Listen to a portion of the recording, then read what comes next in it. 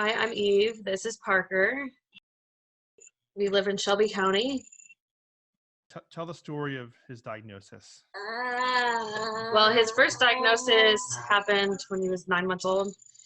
It was a Genesis of the corpus callosum, which is rare, semi-rare birth defect that affects the middle part of his brain. Though he has like 13 other diagnoses. One of the main ones that most people recognize is cerebral palsy. He's nonverbal.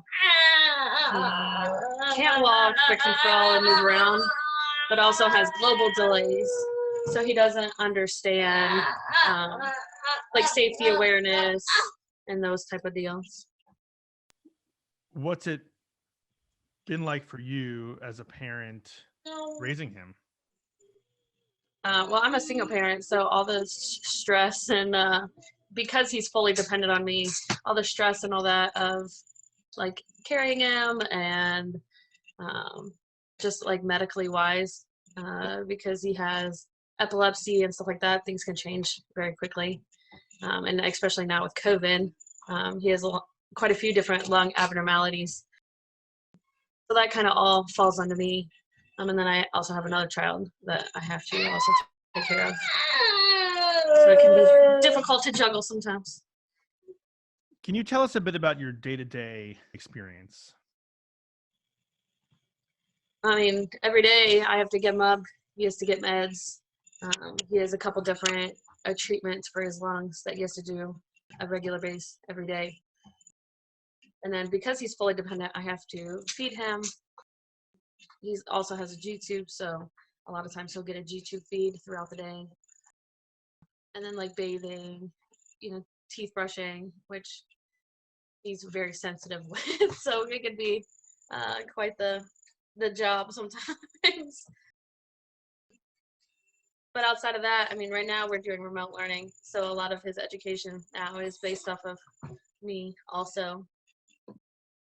Can you explain, to other parents maybe just starting this journey, maybe just received a diagnosis, what is the Medicaid waiver? Back then, when he first got put on a waiver wait list, I had no idea what a waiver was. I didn't know what it did, what the purpose of it was. Now fast forward 8.5 years, like I know the waiver is there to keep kids in their home and have the right support services. Or even, I mean, I know as it gets older, it could be long-term, care facilities and stuff like that. But up until recently, I didn't know that. I didn't know what the waiver was. I just know that they were like, hey, you need to get on it now because it's going to be a couple years before you get on it. Waiver that Parker is on is the Iowa waiver. And right now we get like non-medical transport, so like things to the community, different things that are for Parker, whether it's a group day with a bunch of kids with disabilities or if it's just to go to the park. And then he also has provider services where somebody comes in and works with him throughout the day, whether it's giving him treatments or bathing him or moving him around the house or even taking him to some of the community events. Can you explain what kind of services you needed for Parker before you got on the waiver? Like, what did you need? What was the situation? How are you coping? I've had multiple knee surgeries and about to go into another big one. So when I first really started pushing the waiver and trying to get him on about 1.5 years ago, he just needed like some assistance, like provider care, like somebody to come in and help me, do some of those more physical aspects of taking care of him, like maneuvering him around the house and stuff like that. And at that time, we also didn't have a bathroom on our main level for him to use. We had to carry him up and down a flight of stairs. And as he gets bigger and stuff, and obviously with multiple knee surgeries, that's very difficult to do. So I was really trying to find like something out there to help me, make sure that he stays in my home where I don't have to carry him up and down a flight of stairs to use our only full bath at that time. and then just kind of let my knee heal a little bit. Can you sort of then tell the story about how you applied for and got the waiver? I started asking questions. Was like, there has to be something out there for, I can't be the only one going through this. And so I started asking questions. And sometimes it wasn't always too or directed toward the people that actually do the waiver. It was like other parents and stuff like that I started to really learn what it was for. And so then I started asking questions to his SSA, which is kind of like a caseworker in the developmental disability world. And so I started asking her questions. And I kind of got a lot of pushback at first. Like they didn't want to give me a lot of information about it. And I'm a parent that likes to research. So I started doing more research and like actually learning what my rights were. But I still got a lot of pushback. And that's kind of how I found legal aid. So then what happened? I reached out to legal aid and they kind of stepped in and helped me actually learn how to go about it. And, I don't want to say I didn't know how to do it, but the first couple assessments that were done for his waiver, they presented it in a way that I wouldn't have answered the way I did the very last one that got him on the waiver. Because I had the extra support and like, hey, like, that's not how it is. Like, you're, kind of veering off the path here. Like, this is services he needs, and this is the support that he needs. Going back a minute, when you said you got pushback from them, what do you mean by that? Like, go in more detail. Like, what did they say and what did it feel like? When the very first time we applied to get an assessment done to see if he was eligible for the waiver based off of need, basically they presented it to me as, if you say yes to any of these questions, that there could be a chance that your child will be removed out of your home. As a parent, as a single parent, and then as a parent who goes, I don't want to say goes above and beyond, but tries to go above and beyond to make sure that, he's safe and that he's in my home and he has the best life that he can have.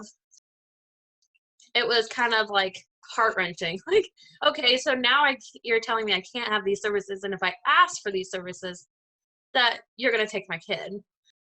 And so I said no to all of the questions. Like, I didn't say yes to any of them, even the ones that I'm like, probably kind of, deal. But it wasn't until, I really reached out to legal aid that they were like, okay, that's not the process. That's not how it goes. They can't do that.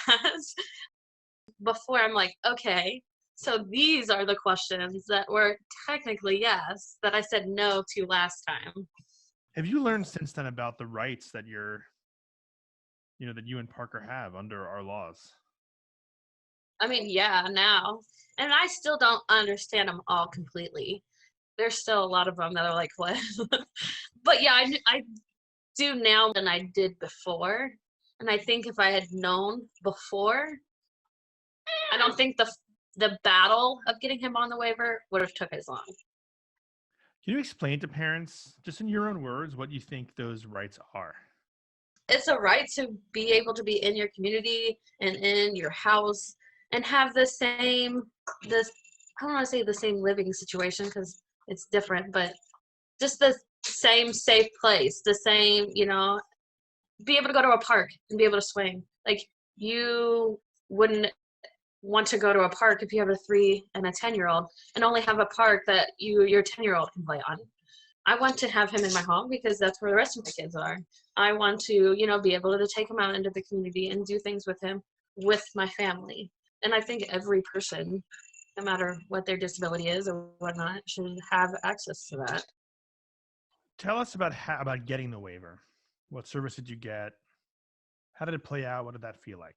It was quite some time before we actually got put on the waiver. But once we got on the waiver, now we get like provider services. They've redid our bathroom so that we have a bathroom on our main level that has a walk-in shower we can roll his chair into and all that. They've also helped us purchase some medical equipment that isn't necessarily covered under Medicaid, like a cooling vest and stuff like that. So not like, we haven't actually purchased anything huge, but things that Medicaid doesn't necessarily see as a medical necessity, but something that is necessity for him. Has it changed your life? To a certain extent, yeah. Now looking into going into another knee surgery, it's going to make a huge difference in the healing process, because all the rest of my surgeries, being a single mom and not having a lot of support, like I didn't heal properly from the rest of my surgeries. So it's going to be nice going into this next surgery knowing that like I can take my time and heal how I need to, so that I'm healthy and be able to take care of him for the rest of his life, versus just kind of like struggling through it and like going back to my normal, like taking care of him before I'm actually ready. Anything you wish you'd known going into this? Parker gets his diagnosis. You could whisper to yourself back then. What would you tell yourself? I wish I would have known that other parents are going through this. I'm not the only one. I wish I would have really read the rights that I had and really understood some of the main ones that are really important going into a lot of this stuff, understanding those rights, and that I do have a voice. I do have the rights to those things, and kind of not take whatever they just give me. Because I feel like at least in my situation, I feel like sometimes it was like, this is what you got and this is what you're going to have to deal with. And now I know, like, I understand that's what you're offering, but that's not what I'm going to take. This is what I have the rights to, and this is what we need to figure out, how to get so that he lives the most healthy, successful life. Do you have any just practical advice or tips for parents who are, applying for the waiver or beginning the journey of trying to get services for their kids? Never to be afraid to reach out to other parents, because most of the time they're going to be the ones that support you and your biggest cheerleaders, and the ones that's going to help you kind of get through it emotionally. And never be afraid to reach out for help. Like, I was lenient about like calling legal aid. Like, do I really need an attorney? Like, do I really need these services? Not feeling guilty about doing it. Like, at the end of the day, your child or the person you're working with, that's your main, you want them to be healthy and successful. So don't feel guilty about doing it. Even if it hurts somebody's feelings, at the end of the day, you want them to be happy and healthy. I know I'm not the only single mom out there raising a special needs kiddo. And I know that I'm not the only one that has to have like medical issues going on. And I think the biggest thing is like all of his social workers at the children's hospital he goes to, their biggest thing is that they advocate for is for parents to have self-care, because it's something that a lot of parents don't do. It's like, you can't help your kid if you're not taking care of yourself. So they like, because of my knee situation and how many knee surgeries they go in, like that was their biggest push, was like, you have to take care of yourself so you can take care of him. And so getting these services in there will help you take care of him long term in home. What is it? Yeah, what is it like working with a lawyer, being represented by a lawyer? How did that feel working with legal aid? It was different in multiple ways. It was different because I don't want to say I'm an advocate, but I try to be the best advocate I can for not only my son, but for other people. But having the education behind it, like having somebody that I can be like, okay, this is what they're telling me. This is how I took it. Like, is this how it actually is? Like, are they interpreting this right or this rule or regulation the right way?